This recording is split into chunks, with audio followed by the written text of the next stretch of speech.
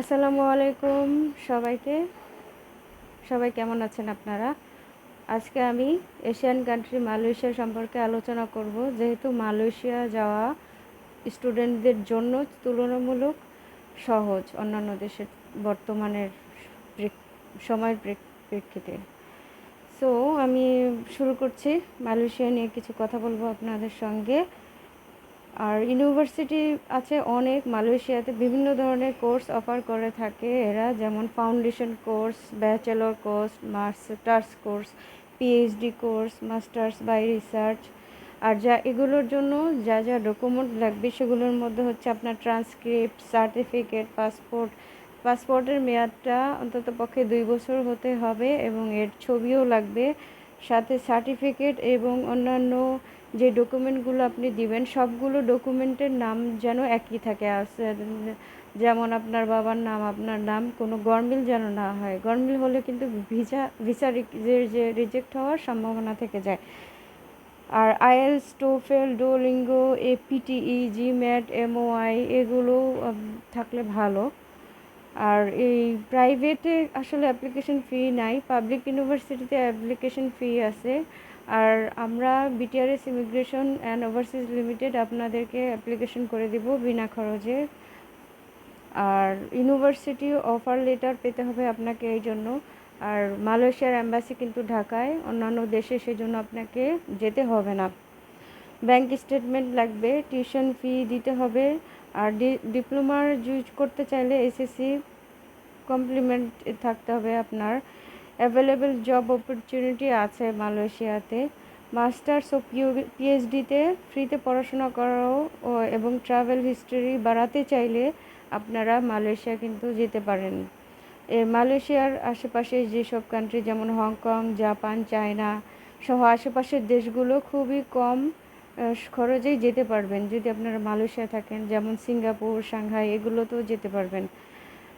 আর প্রথমে কোনো স্টুডেন্ট কোন সাবজেক্টে পড়বেন সেই সাবজেক্টটা ঠিক করে, ইউনিভার্সিটি ঠিক করে তারপর আপনাকে ঠিক করতে হবে যে কোন ইউনিভার্সিটি আপনি কোন সাবজেক্ট নিয়ে পড়বেন। আর ভালো কোনো ইউনিভার্সিটিতে অ্যাপ্লাই করার চেষ্টা করলে ভিসা রিজেক্ট হওয়ার সম্ভাবনা নেই বললেই চলে। অফার লেটার দেওয়ার পর ইএমজি দিলে আপনার ফি দিবেন, ইউনিভার্সিটির ফি ইউনিভার্সিটির মাধ্যমে দিবেন এবং ইভাল পাবেন। এরপরে ই ভিসা যাকে বলা হয়, ই ভিসা আবেদন করবেন, তখন ইউনিভার্সিটি টিউশন ফি আপনারা দিয়ে দিবেন। আর ফ্লাই করার পর মালয়েশিয়াতে গিয়ে আপনাদের মেডিকেল করাতে হবে। মেডিকেল বাংলাদেশ থেকে করে নিয়ে গেলে সেটা কিন্তু ওরা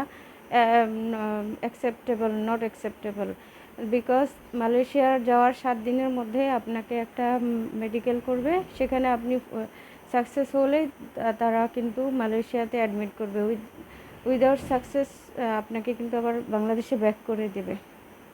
সো বি কেয়ারফুল অ্যাবাউট মেডিকেলে সম্ভবত আপনাদেরকে টেস্ট করাবে এইচআইভি, টিবি আছে কিনা, সে আবার ড্রাগ অ্যাডিক্টেড কিনা, আর হেপাটাইটিস বি ভাইরাস আছে কিনা, এগুলোই মূলত টেস্ট করে থাকে। এগুলো মালয়েশিয়াতে গিয়েই করতে হয়। আর কি কি বিষয়গুলো জরুরি জানা, সেটার মধ্যে আছে আপনার কেন যাবেন মালয়েশিয়ায়। ইউকে বা অন্যান্য দেশে যাওয়া এখন খুবই ডিফিকাল্ট, আপনারা জানেন। সেক্ষেত্রে মালয়েশিয়ার এম্বাসি বাংলাদেশে আছে বিধায় এটা খুবই সহজ। আর এখান থেকে অন্যান্য দেশে মুভ করতে পারবেন লিগ্যাল ওয়েতে। আর মুসলিম কান্ট্রির জন্য এটা সুবিধা, স্থায়ী নাগরিকত্বের সুযোগ, সে দেশে বসবাস করা যায়, রেসিডেন্স পাস দেয় মালয়েশিয়াতে। দীর্ঘ সময় থাকার জন্য গুরুত্বপূর্ণ দলিল, কিছু ডকুমেন্টস দরকার হয় রেসিডেন্সের পারমিটের ক্ষেত্রে, যেমন নাগরিকদের, ওই দেশের নাগরিকদের সঙ্গে স্বামী বা স্ত্রী অথবা সন্তান দত্তক, এই টাইপের কিছু বিষয়গুলো আছে।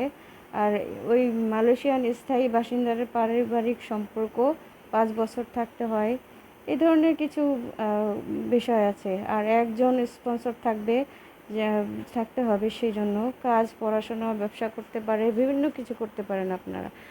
ধরুন আপনারা ওখানে একটা জব নিতে গেলে আপনাকে পড়াশোনার পরে জব নিতে গেলে আপনাকে ভালো রেজাল্ট থাকতে হবে এবং তার পাশাপাশি একজন স্পন্সর আপনাকে এটা দিতে হবে, যে আপনি মানে এলিজিবল ফর নাগরিকত্ব পাওয়ার জন্য এবং জব পাওয়ার জন্য। সেভাবে আস্তে আস্তে এইটা খুব ইজিও না, আবার একেবারে খুব সহজ অসম্ভব তাও না।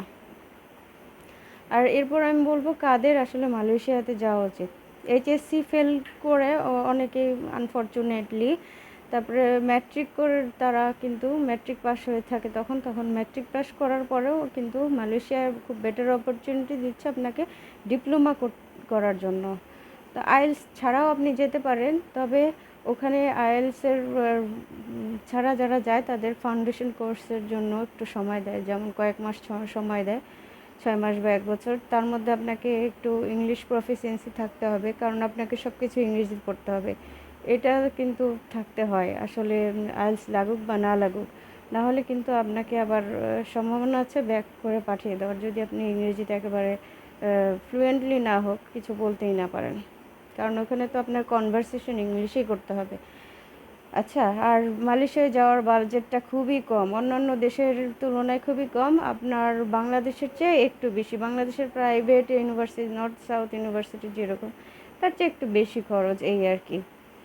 আর বিভিন্ন জায়গায় অ্যাপ্লাই করে করে সেখান থেকে যদি আপনারা রিজেক্ট হয়ে যান, যেমন ইউএসএ, কানাডা, অস্ট্রেলিয়াতে অ্যাপ্লাই করার পর যদি রিজেক্ট হয়ে যান, তাহলে আপনারা কিন্তু এইখানে অ্যাপ্লাই করতে পারেন। আচ্ছা, নর্দার্ন ব্র্যাক যে পরিমাণ খরচ হয় সে তার কাছাকাছি কিন্তু আপনারা এখানে পেয়ে থাকবেন।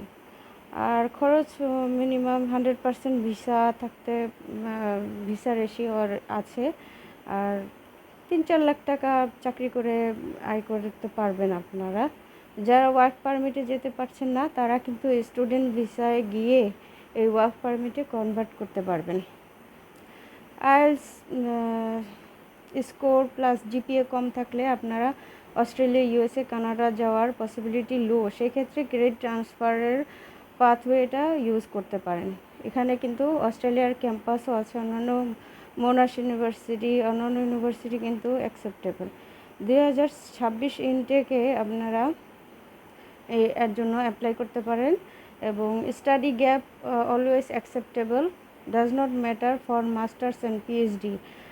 আর আপনার ব্যাচেলর ডিগ্রিতে 30 ইয়ার অথবা ফাউন্ডেশন কোর্সে 23 বছর হলেও অ্যাপ্লাই করতে পারবেন। ইন্টারন্যাশনাল ইউনিভার্সিটি অ্যান্ড কলেজেস আছে এই মালয়েশিয়াতে, ফ্রি ডিপ্লোমা আর field of study, accounting, business, এই সমস্ত বিষয় নিয়ে আপনারা পড়তে পারেন। Information technology, marketing and many more subjects you can study there. MIS scholarship আছে ওইখানে, গভর্নমেন্ট থেকে দেয়, এরা স্টাইপেন্ড দেয়। MTCP scholarship, university and research based scholarship, এগুলোও আছে। MAIC scholarship, GRF, graphic designing, multimedia, এগুলো টাকা, অনেক সময় টাকাও তারা প্রদান করে থাকে। মোনাশ ইউনিভার্সিটি, আর এগুলোর ক্যাম্পাস কিন্তু অনেকগুলো মালয়েশিয়াতে আছে, বিদেশেও তো আছে।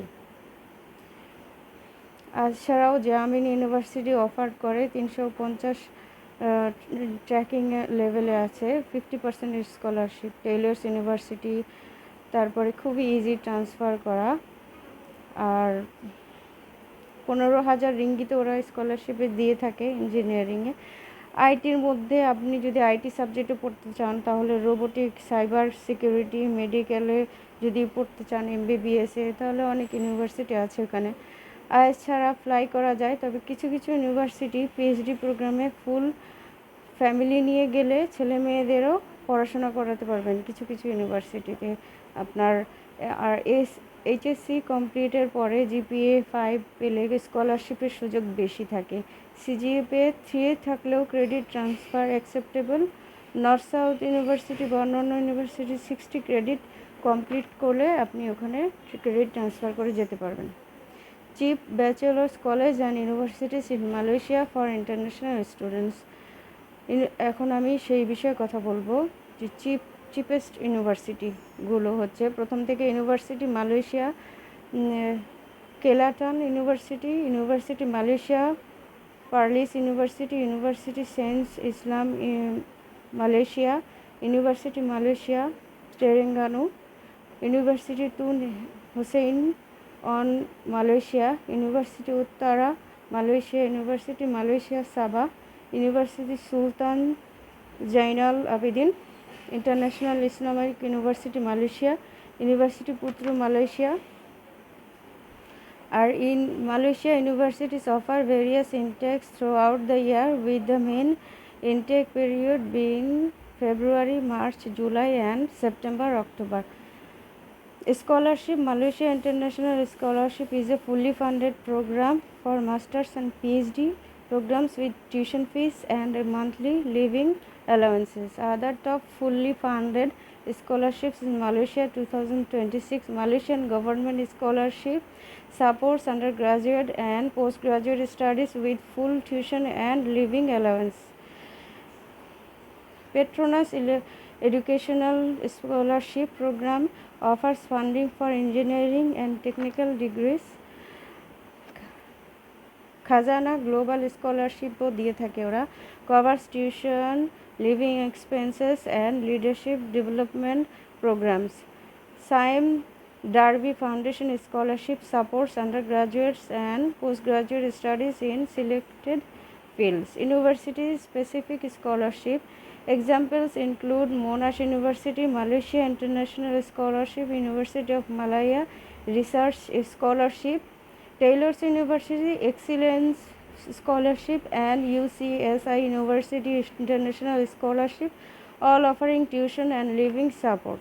Malaysia provides a high quality of and affordable education with a multicultural environment, modern infrastructure, and opportunities for international networking. So I think Malaysia will be your best choice for your future destination, and you can also move other countries from Malaysia. It will be your easy pathway. So best of luck for every student, and you can meet with us and can deal with us by WhatsApp, and